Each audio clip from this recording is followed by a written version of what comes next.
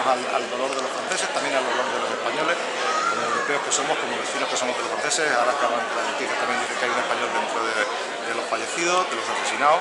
Y bueno, habrá doctores dentro de la política nacional e internacional que sepan qué es lo que hay que hacer, que vean lo que se puede hacer para atajar esta lacra del terrorismo, ¿no?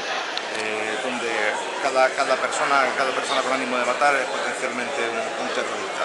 Es el reto más grande que tenemos en Occidente, el reto más grande del llamado primer mundo.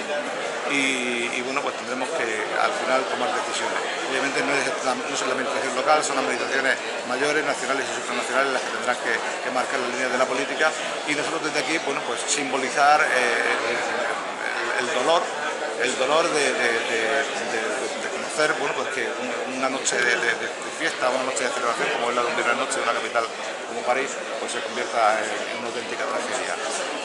Mientras que no nos daban instrucciones desde Moncloa o desde el Ministerio para ver qué es lo que hacíamos, pues decidimos convocar este minuto de silencio. No obstante, vamos a seguir las instrucciones de Moncloa también, las instrucciones del Ministerio, y en principio van a estar las banderas a media hasta el lunes a las 12 de mediodía, y el lunes a las 12 de mediodía se hará otro minuto de silencio como, bueno, señal de repulsa contra la violencia del terrorista.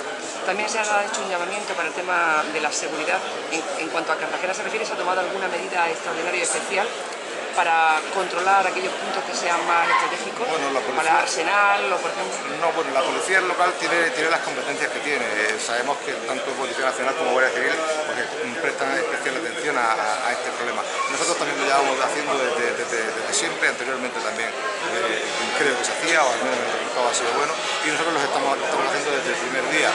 Es algo que nos preocupa a todos, y Cartagena, nuestra comarca, bueno, tiene especial incidencia, ¿no? por el número de personas provenientes del Magreb que han querido buscar una nueva vida y a desarrollarse aquí, ¿no? Y están trabajando y viviendo con nosotros.